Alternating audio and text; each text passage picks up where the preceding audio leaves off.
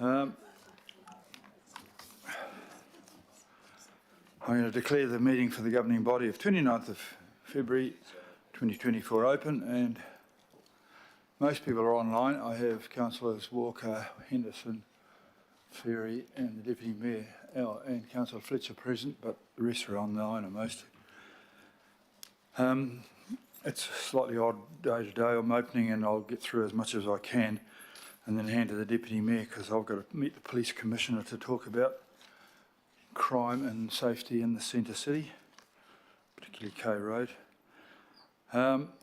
We'll adjourn after the consideration of the open items, or at about 10:45 or 11, so that members of the governing body and staff can attend the funeral of Afiso Collins. And the plan is to reconvene tomorrow at 9 a.m. for the confidential part of the agenda. I do have some apologies.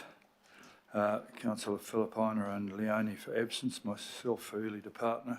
Councillor Leone is actually online. Oh, she's actually online, Councillor. Okay. Any further? No further ones. All those in favour of accepting that, please say aye.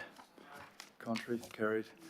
I'd like to just formally acknowledge the passing of one of the city's leaders, someone who's a member of the council family for many years, for Nana Afiso Collins. I led the delegation of the council to visit Afiso and meet the family on Tuesday, and many of us are going to pay our respects today at the funeral. Our hearts go out to his family and we're grateful that they welcomed us. As I said on Tuesday, Afiso is someone I had respect for. He was a bold leader and champion of South Auckland, where he grew up. He served as a local board chair and a councillor for 9 years. During that time, he was a great advocate for his people, for fair funding for South Auckland's local boards, for cheaper public transport, and in championing Pacifica staff and people. He was a highly valued colleague and a friend to many. Afiso will be greatly missed by the governing body and many people across the wider council family. His loss is also a loss for the Pacifica community and Otahuhu, which both Afiso and I are well connected to. And there'll be time for us to further reflect on at the service today, but I'll ask you just to stand for a moment's silence.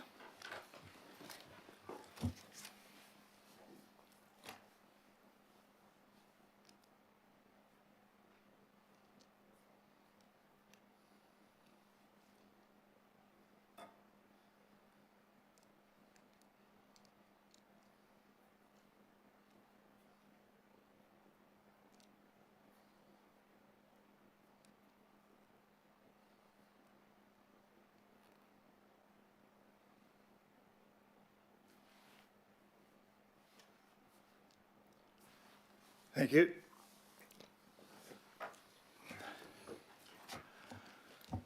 This year at the governing body, we're going to try and keep things tight. And I've asked for much more concise reports and presentations from staff. I want less repetition and fewer verbiage. I want to be able to assume more often that a report has been read, so that presentations are unnecessary.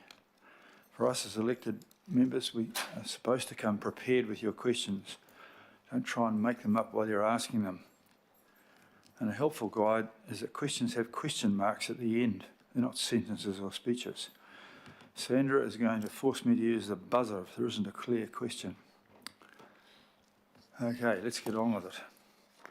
I'll take it as far as I can for a few minutes and then I'll hand over to the Deputy Mayor as I zoom off and try and make Auckland safe, particularly Day Street and K Road. Declarations of interest. There hasn't been any yet in 18 months. Confirmation of the minutes. Mover and a seconder of the minutes, and I'm getting the minutes. Thank you, Deputy Mayor. Thank you, Councillor Walker. All those in favour, please say aye. Contrary, no. Carried.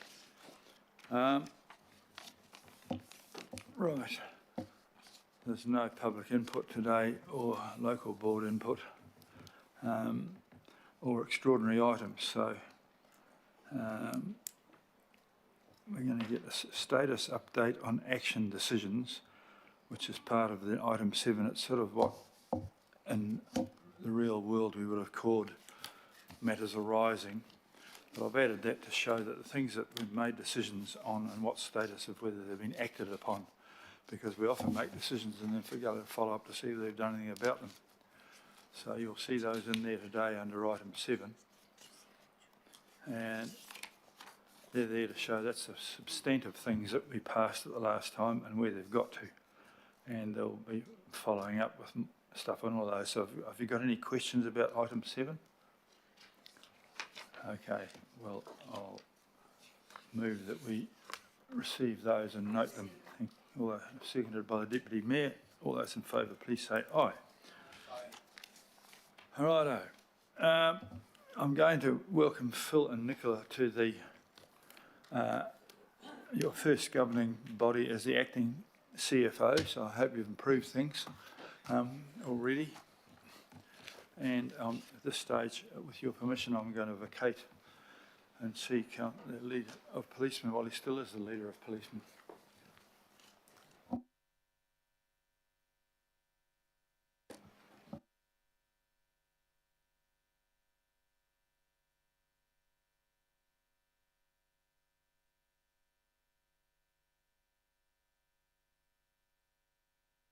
So Nicola, you're just on your own? Gary's on his way over. Or do you feel free to start, please? I'll just make a few comments and then hand to Nicola. So, kia ora, morning everyone. In the interest of brevity, 4 or 5 points that I'll make today. Nicola will expand, but pleasingly, it's good to report that things are on track financially in terms of OPEX, CAPEX, revenue and savings. So that's good. Also acknowledge a few other things. Good to have emergency management now located within the Albert Street building. That's the ongoing story of consolidation of council's footprint, which has a cost-saving benefit, but very particularly in terms of emergency management. It means that department now has a very fit-for-purpose base, and if you haven't seen it, I would encourage you to drop down to level 4 in Albert Street to get a sense of it.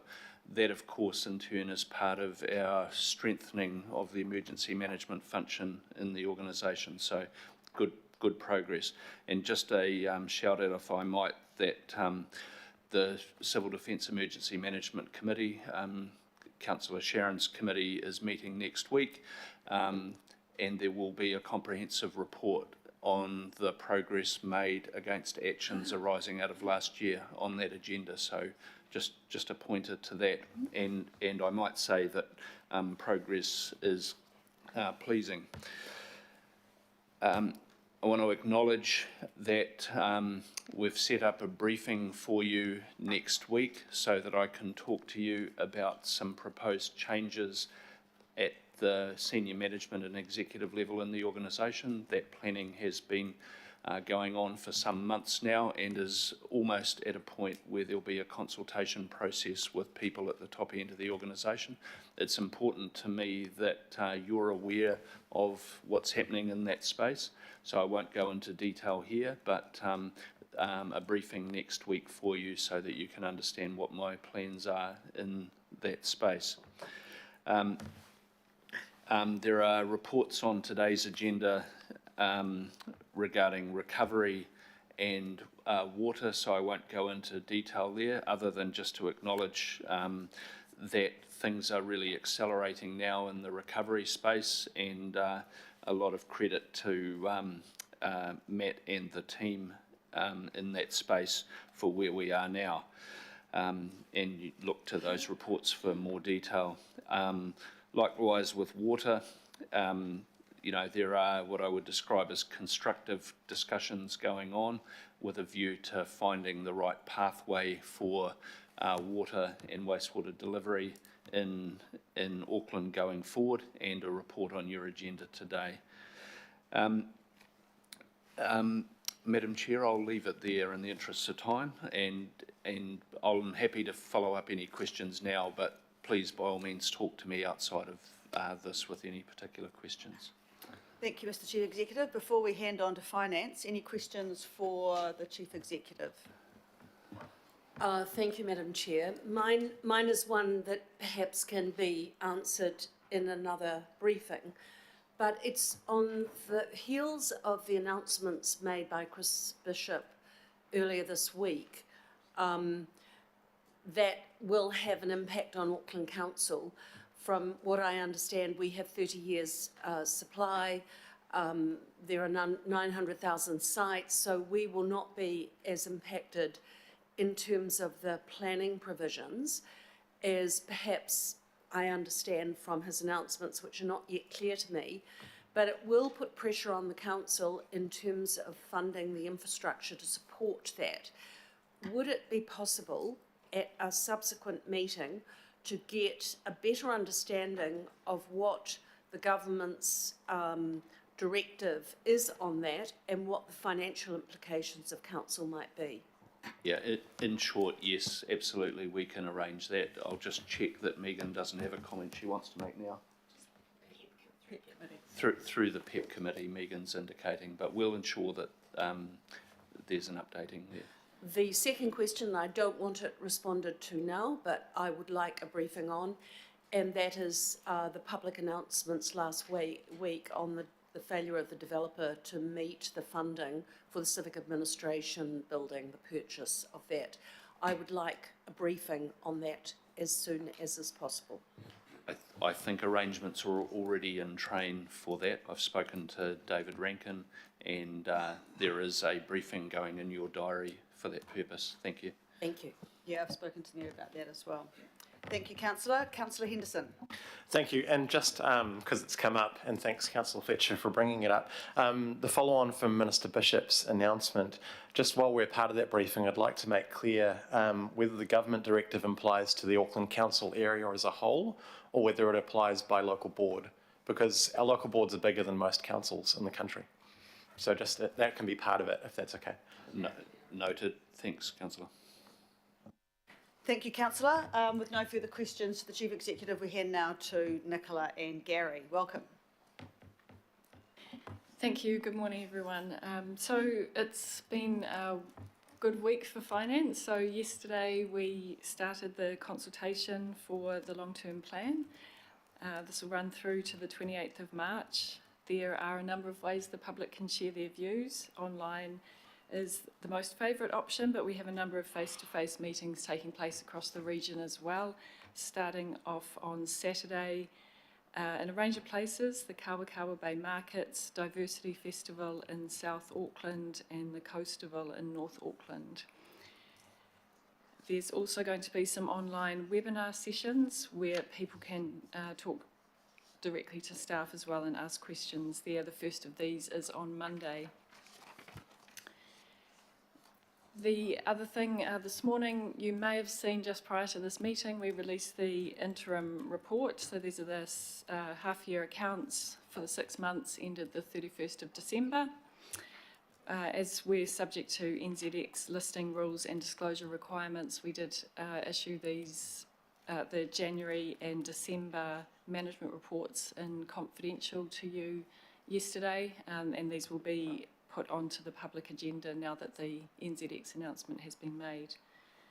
So you will all have an email that has a link to the stock exchange release and the interim report. As Phil mentioned, pleasing results. We have an operating surplus of 1.2 billion, and this is despite the challenges of the ongoing flood recovery and cost pressures from inflation. The financial results to December include a large $459 million provision, which is for the expected costs to buy out risk category 3 properties.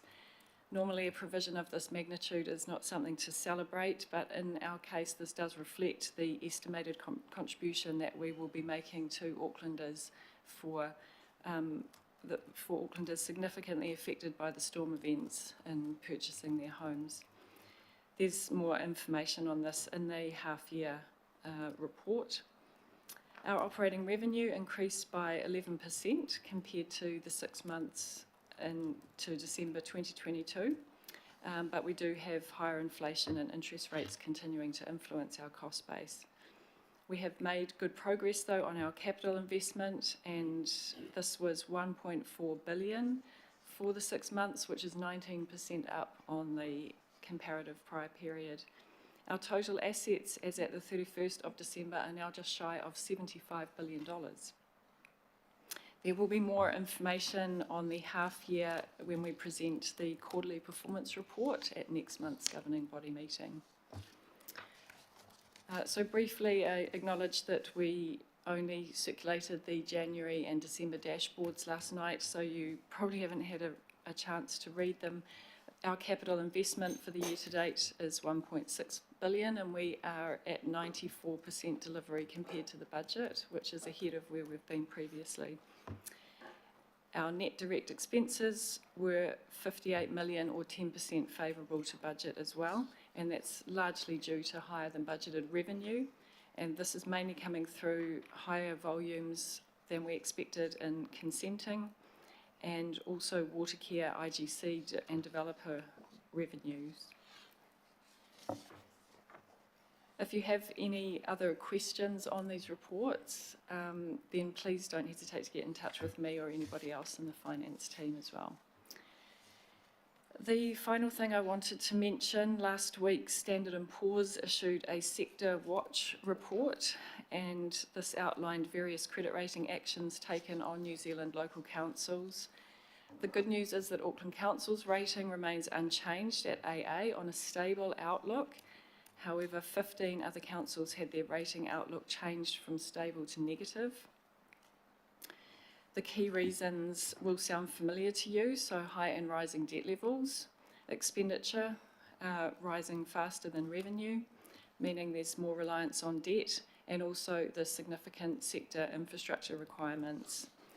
Auckland Council is in a relatively better position. Our capital account deficit, so this is our revenue less what we spend on operating costs and capital expenditure, that is better than most, and our forecast debt to revenue ratio is also expected to improve. There has been no impact on the credit rating of the LGFA. However, there may be a view that this is a negative announcement because their loan book will decline in average quality, so there is a possibility this may have a small impact on our own borrowings as well. I will now hand over to Gary, who can talk to the Reserve Bank's announcement yesterday. Morena tātou. Yes, yesterday many of you would have seen the Reserve Bank held the official cash rate at 5.5%, and that news comes as no great surprise after the continued declines in inflation. With the December quarter, the CPI being at 4.7%, a little bit lower than it had been expected, and of course that's down from a peak of 7.3% late 2022. Now, the Monetary Policy Committee in its statement noted it remains confident that the current level of the official cash rate is restricting demand, and we're seeing that showing up as lower consumer spending from households. Now, you may have seen that there were some views reported in the media that an increase of 25 basis points had been on the cards, and that was due to employment numbers remaining relatively solid in the December quarter, with unemployment only rising from 4 to 4.2%, and that's due to migration adding supply to the labour force. But alongside that, we have to be mindful that that additional labour supply is actually contributing to a slowing in wage growth, which is positive for dampening those inflationary pressures. So, of course, the bank noted that they're still outside that target range of 1 to 3%, and they have got a revised forecast where they'll see that CPI, they expect it to come down to 3% probably around July this year is what their forecast implies, and that's a little earlier than what they had been saying in November, which was September. So that's somewhat positive in terms of the implications are that the cuts in the official cash rate are on the card still for later this year. And that'll be positive for Auckland households and businesses, of course. If we have a lower official cash rate, that eases some of the pressure on those that have borrowed. However, I would say at this point, the revised forecasts in the February update relative to the November update, they're not so material that we would want to revise any of the financial assumptions that we use in our planning at this point. So I'll leave it there and hand back to the Chair. Thank you both. Any questions for either our Acting Chief Financial Officer or our Chief Economist? Councillor Henderson. Thank you. And Aroha mai, if this is a question for AT rather than yourself, but just paragraph 10 of the report, the impacts of the RFT. Will we have a full understanding of the impacts of the RFT removal in advance of our long-term plan meeting in May?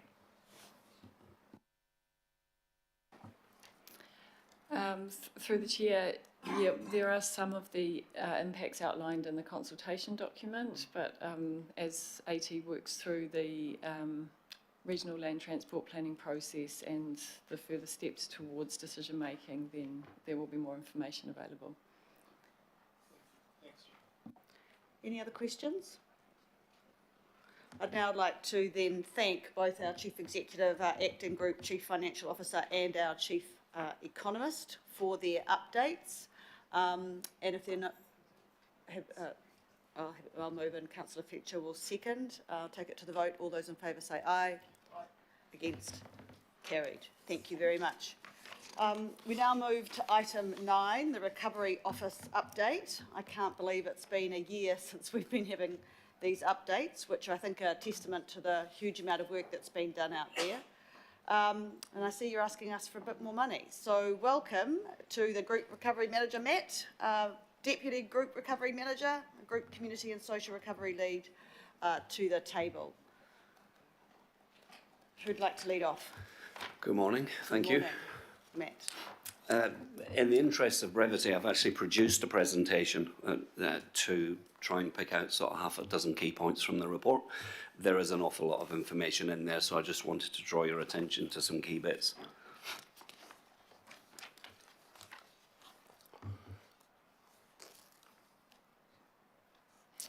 Okay, some statistics first. Always like to start with some statistics. We've now got 2,500 homes opted in to the categorisation process.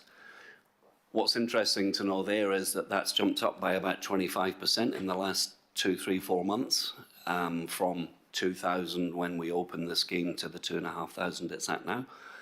And that number is still rising by about 100 homes a month currently, opting in.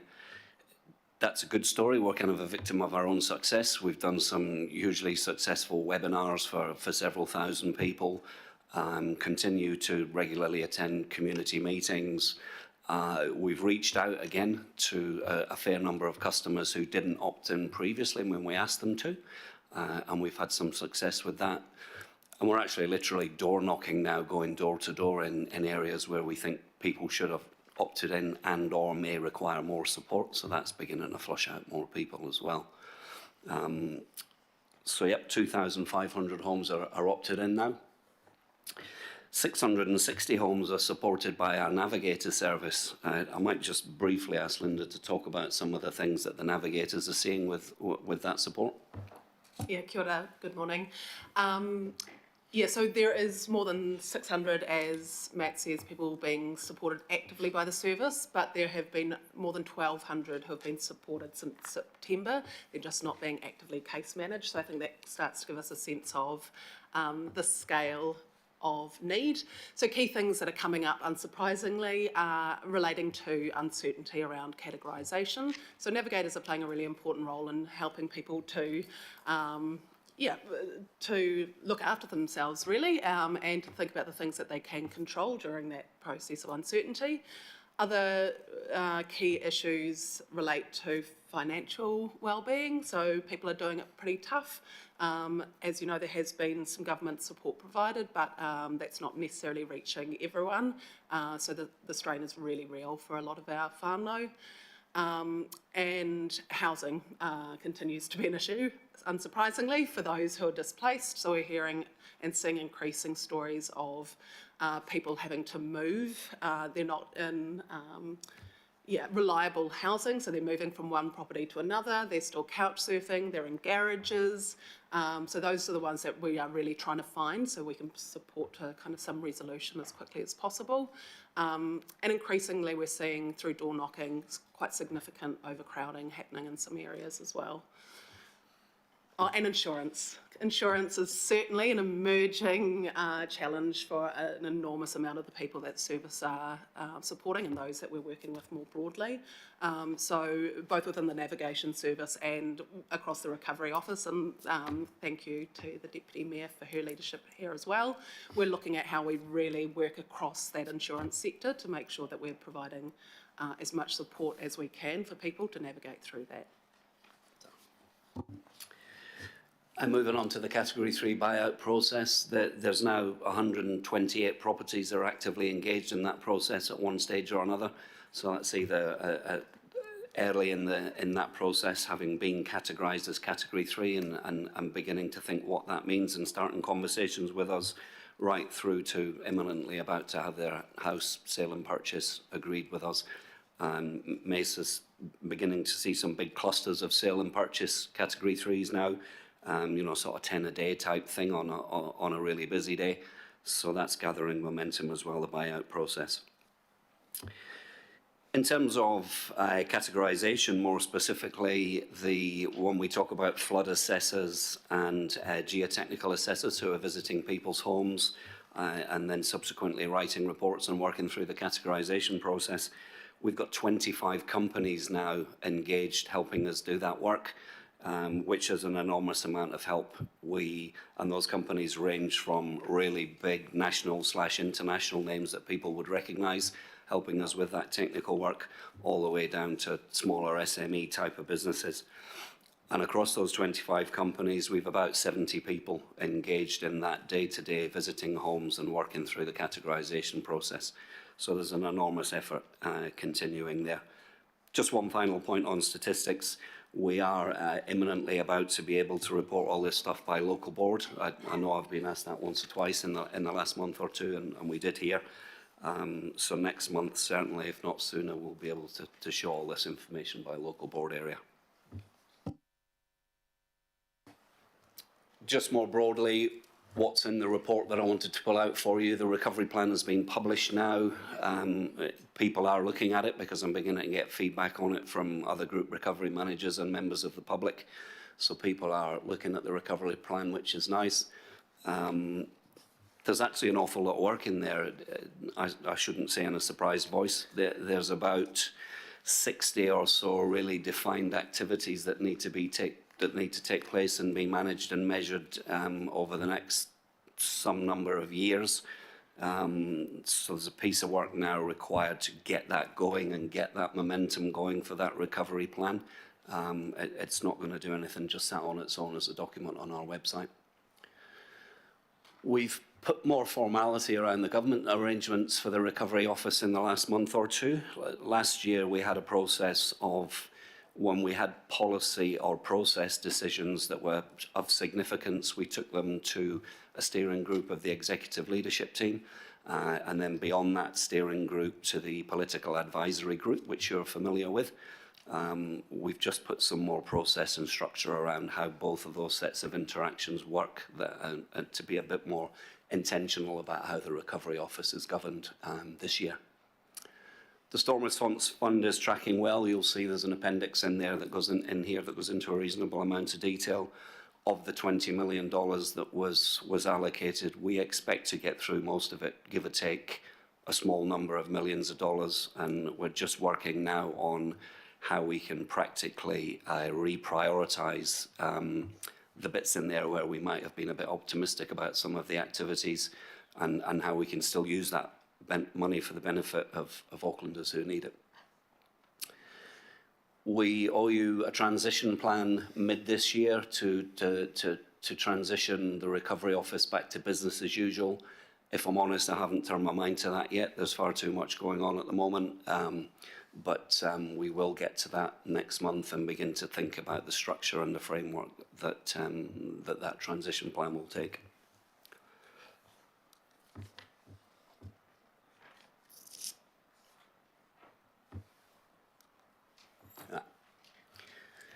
Wanted to just give you some information on how the finances of the Category 3 buyouts are progressing.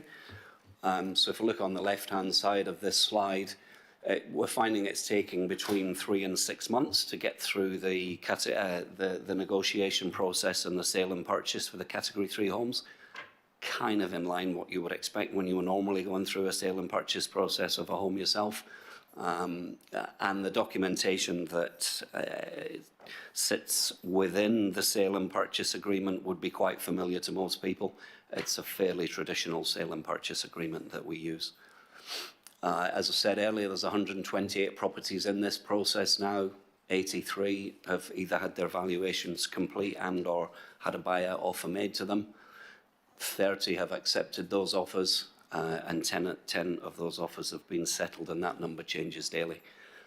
The feedback from the community is that they are generally happy with this process. It's simple, it's straightforward, they understand it, it's transparent. As I've said, it follows a process that most people are familiar with. In terms of the numbers, we did some estimates way back last year when we worked with central government to understand how much all of this was going to cost. Estimates of what we thought the average value of a home would be, what the average homeowner contribution would be, etc. And you can see those on the right-hand side there, those initial estimates that we used. And the left-hand column there is how they're tracking. So you'll see, if you just jump straight to the bottom, currently our council crown contribution per home is $1.151 million. And our estimates were for $993,000 for that same activity and those same costs. Must stress this is early information and it's based on a particularly specific sample. So these numbers are really, they're only out of Muriwai and out of the West Coast. We're going to see these numbers change as we get further away from the West Coast and into some other areas. I'm pleased with where that's tracking at the moment based upon where we've taken the statistical sample from. And I think those numbers are going to get closer to each other over the next 2, 3, 6 months as we move away from that small specific sample of homes on the West Coast. An interesting point that isn't articulated up there is we're actually spending less on legal fees than we'd expected and budgeted for, conveyancing and all of that stuff. And I never thought that would be a thing I would ever say about anything, that somebody was spending less than they'd expected on legal fees.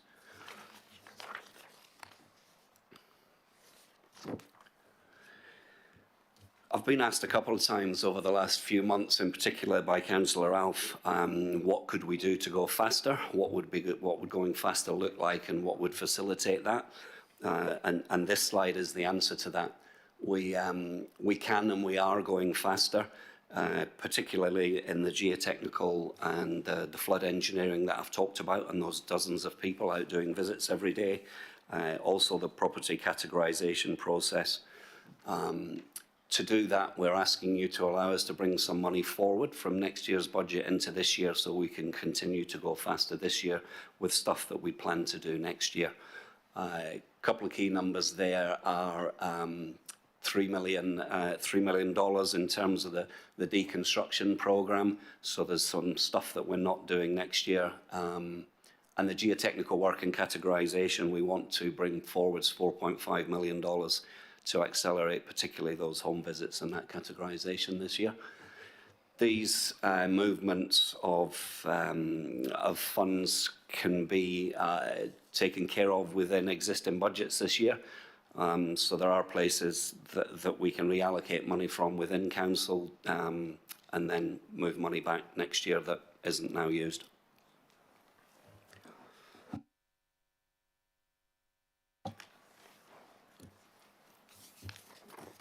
I think that was probably all I was going to bring to your attention out of the report.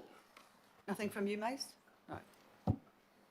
Oh, yeah, thanks, Matt, and thank you, Deputy Mayor. Only one thing I'd mention is our relationship with the Cyclone Recovery Unit and Crown Infrastructure Partners has been a really positive one, and flexibility around working to the outcomes for those Aucklanders who need us most in terms of their intolerable risk to life.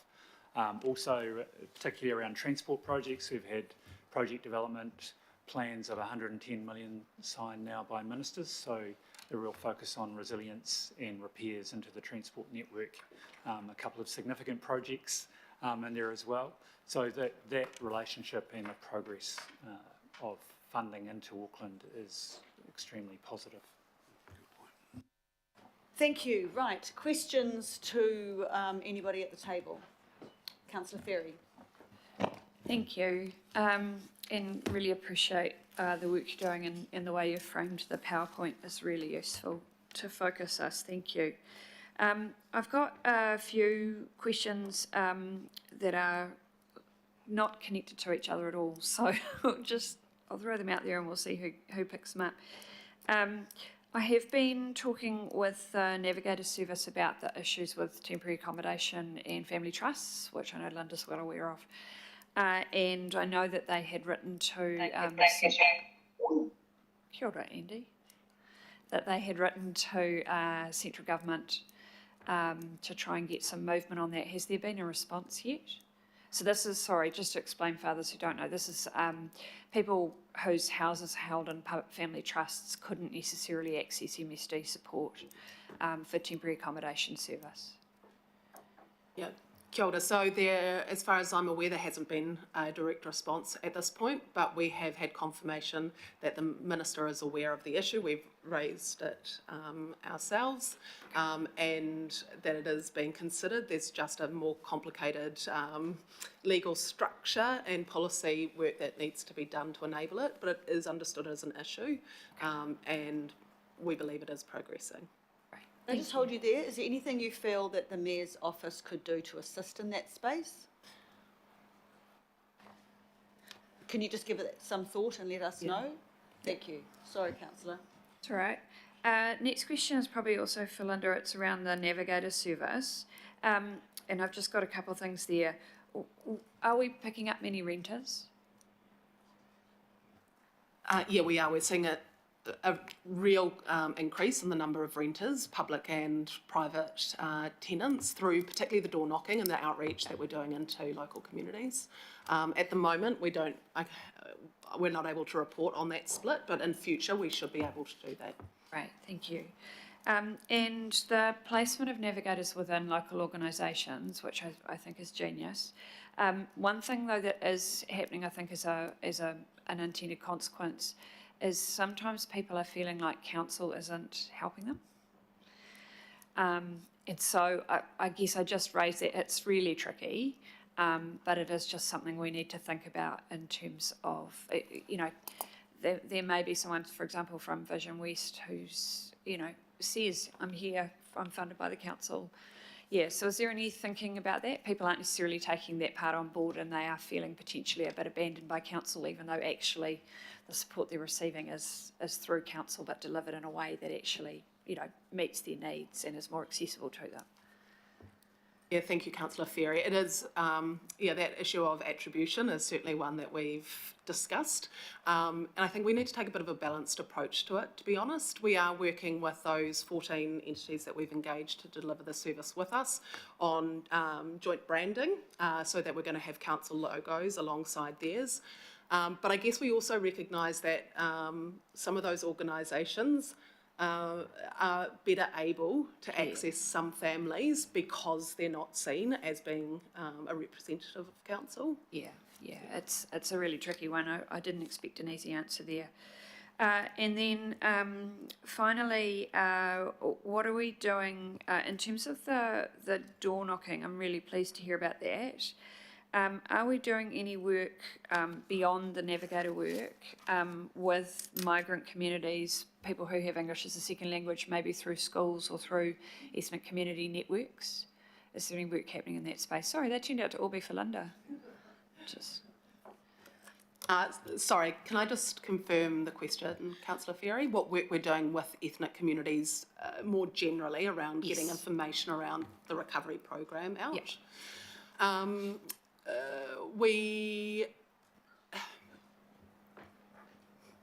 Good question.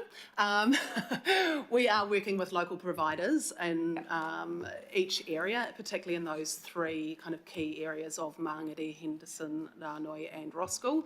And so conveners and liaisons have built really strong relationships with local organisations to support getting that information out to them. Beyond that, we're engaging kind of with different government ministries on that kaupapa. But yeah, it's probably mostly at a local level that that's happening. Right, okay, thank you. Thank you, councillor. Any other questions? Councillor Hills online. Kia ora, Deputy Mayor and team. The questions I have is around, and it's hard to discuss employment over in a public meeting, but I guess what is the expectation of continuation of staff and relationships, at least for this year, but ongoing, especially if issues like Category 3 and the 2C issues and others aren't addressed, you know, in the next few months or however long the expectation of the recovery officers around? I'm going to let Phil answer that, I think. Because there's been really good relationships built at the moment. Yeah. Yeah, I'll give you a high-level answer, councillor, which is to say that the intention is absolutely to keep the recovery office going for the balance of this calendar year. So extending it significantly beyond the original plan, and the reason you may have sort of answered your own question. The reason is that we've got to maintain momentum. We won't have all the work done, and we are going to need to keep going before there's a transition back into sort of business as usual. Now or even at the end of June is not the right time to do that. So those arrangements will be made, and our planning is in line with that sort of high level. Sorry, Sorry, councillor, just to add to that, the notion of, or the practice actually of the recovery office ostensibly ending at the end of this year doesn't mean there are no people left doing recovery at the end of this year.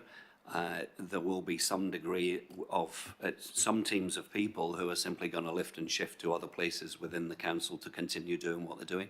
So it's by no means everybody's gone, and recovery as you see it now ends at the end of this year. In particular, some of the things that Linda's talked about, you know, the navigation service, I envisage a reasonable team of navigators continuing into next year in the appropriate place in council. Well, thank you. And how are we getting, I think there's still a lot of confusion or concern, obviously, because it's been so long, but how are we getting the message quickly to those who are definitely not in a category that may receive money or buyout? There does seem to be people with a lot of uncertainty where I feel like it would be easy just to give them the final answer, or is it just not that simple still? Yeah, kia ora, Deputy Mayor and Councillor Hills. So Category 1 is a real focus for us. Those are to allow people to get on with making repairs for their homes when there's not intolerable risk. We recognise it's also a very difficult category and that there isn't a lot of support, financial support, for those people where insurance might not cover the full cost. So that is an area we are focused on to give people that certainty, and I think tomorrow you'll hear us talk more about that in the confidential item we've got coming to you. Cool. And last question, Deputy Mayor. How are we had a really good update before Christmas, and I may have missed it, so apologies if it's come through, but how are we able to get a bit more granular detail? You know, we don't obviously need private details of people, but to sort of know where our areas are at, you know, closed, house purchased, or, you know, waiting for a making space for water. Those sorts of issues are quite hard for us to understand when people approach us. You know, I find it hard to give a, you know, we're almost there or we're ages away on these complex issues. Yeah, thanks, councillor. And some of the answer to that was what I said earlier on about the statistics by local board. We do give some fairly detailed briefings by local board towards the tail end of last year. but I appreciate they were quite wordy. So what we're trying to do is get that statistical information for you by local board into a more graphical format, and that's imminently about to be available. Okay, and that will get sent to us. We don't get the presentations like local boards do, but we'll still be able to get sent that information. Yeah, sure. Yeah, it's intended for multiple audiences. Yeah, so Cool, thank you so much. Yeah, the point he's making is, can we get councillors get what local boards are getting? Oh, sure. Yeah. Councillor Ferry. Yeah, sorry, on that, can I suggest that councillors and local boards be offered a joint briefing, ward by ward, to give them that information in the first instance and explain it, because some of it might, just getting the data might not show the full picture. Some wards may be uninterested, or local boards, but I know I would very much appreciate having that conversation with the local board present. We just do it online in a Teams meeting. So it's just a request. Thanks. Yeah, it's just a more detailed, and people just want to know about their backyard. So on Teams, excellent, save you. I know what it's like to go from local board to local board. It takes a while to get around. So thank you, councillor. Any other questions? Look, thank you very much. I do note that the recommendations have a budget increase, but I suppose you take one step back to take 3 forward, whilst you're putting more up front. Actually, by maths, probably you're only 4.6 up, because you will accelerate some at the same time. So I'm happy to move those recommendations. Do I have a seconder from Councillor Ferry? Thank you. Any debate or discussion? Well, thank you very much to all of you. I know you're doing great work, and thank you for your support, Mace and Linda, out at West Auckland last week too. I'll take it to the vote then. All those in favour say aye. Aye. Against? Carried. Thank you. Now we move now to item 10, and it doesn't have a staff member, because this was something, of course, we discussed at the joint governing body Hukura or IMSB meeting. And as the Mayor said then and again, it's not just about general rates, it's about targeted rates as well, which seems fair. This obviously isn't just limited to what we're asking the government, it's quite specific on one subject area, but as is mentioned in the paper, it comes with the support of both the IMSB or Hukura and us.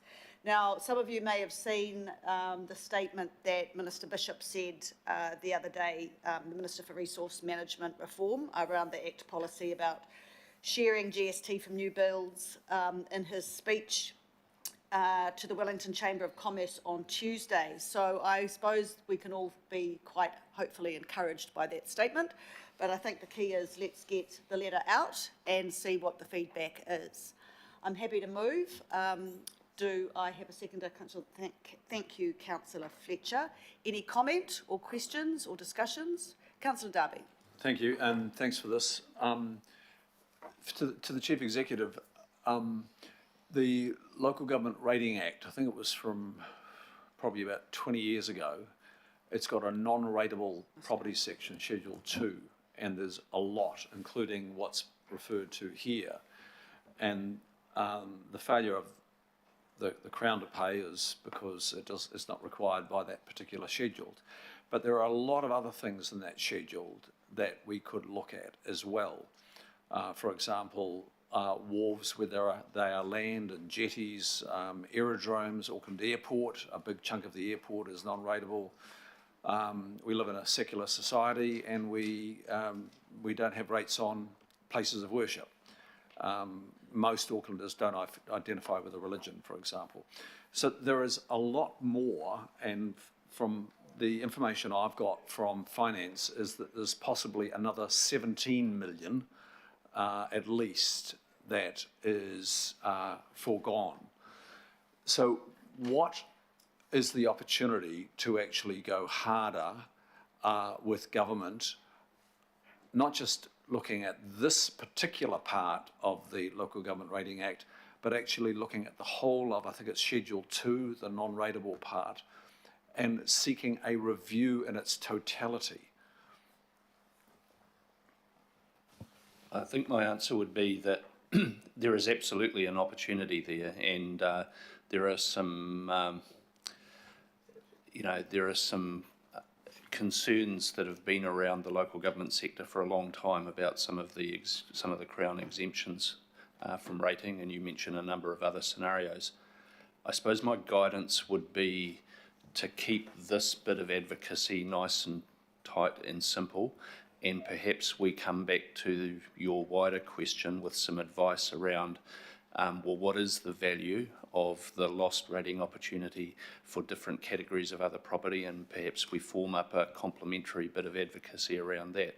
I think it's very real, so it's a good call out. Perhaps my guidance is we stick with this and come back with a separate bit of advice for you shortly. Okay, look, I understand the focus now. I accept that and will support it entirely. I wouldn't like to lose sight of those other categories, and I think now is the time, Chair. You know that we have to look at every possible revenue opportunity now. The tank is quite empty. Back to you, Chief Executive, would that body of work possibly come to the what's it called, the Revenue Subcommittee?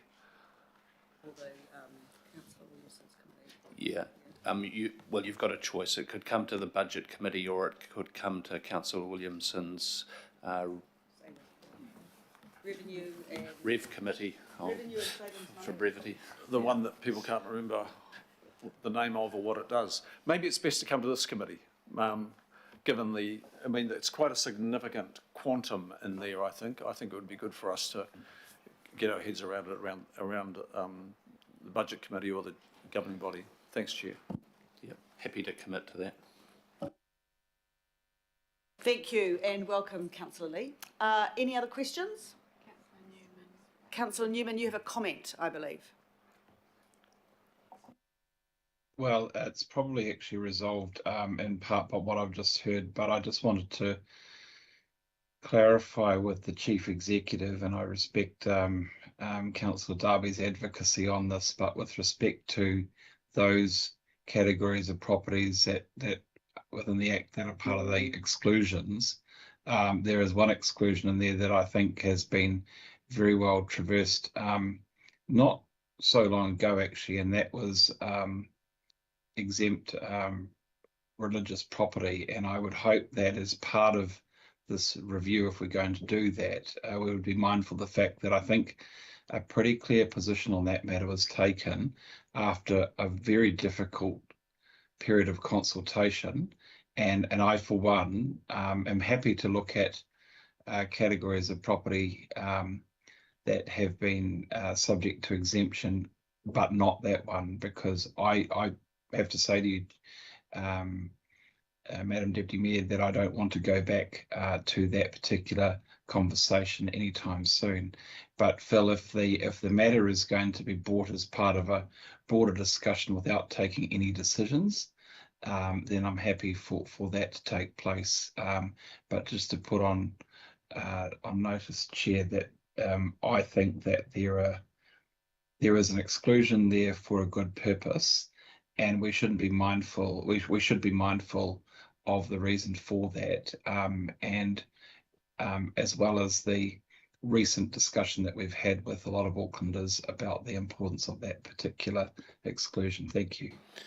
Yeah, I think what I would suggest is that in the first instance, this is about informing rather than decisions, and then we'll take direction from you about which avenues you want to pursue within that. Well, thank you. With no further debate, I would like to take this to the vote. It's been moved and seconded. All those in favour say aye. Aye. Against? It's a unanimous decision. Thank you. That takes us to item 11, the summary of the governing body and committee information memoranda briefings, including the forward work programme to the 29th of February. I'm happy to move. Do I have a seconder, Councillor Darby? Thank you. Any questions on this? Just one question. I think it would be helpful to have correspondence from the Mayor to CCOs collated there as well. I'm mindful as an Auckland Transport Director, some correspondence has come into both the Chief Executive and the Chair. I can see letters, say, from the Minister of Transport and Local Government recorded there, but I think it would be helpful for this section to include correspondence from the Mayor's office, so that we're, as councillors, with the Mayor and the governing body, are fully abreast of correspondence going out and then replies as well. I'm getting a nod from the mayoral office behind us, so there we go. All right, thank you for that. Any other questions or comments? It's been moved and seconded. All those in favour say aye. Against, carried. We have no extraordinary business, so I'd like to close now the open section of the governing body due to a number of confidential items. Can I have a seconder to exclude the public? Thank you, Councillor Fletcher. All those in favour say aye. Against, carried. Thank you. And you're just going to do a motion to adjourn the meeting? I'll just now adjourn the meeting till 9 a.m. tomorrow For that. morning. So there is a motion somewhere, is there? Yes, there is. I'll move. Here we go. I'm And happy the to seconder. second that, and in seconding it, just note that I will be online tomorrow for the meeting. I won't be able to be in person, and because I have a close personal friend being hospitalised this afternoon, I will be unable to attend the funeral, and if people would be so kind as to express my good wishes and condolences to the family. Thank you, Councillor.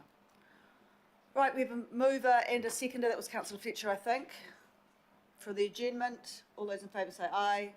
Against, carried. That closes this part of the meeting, and I think there is transport coming somewhere outside the front.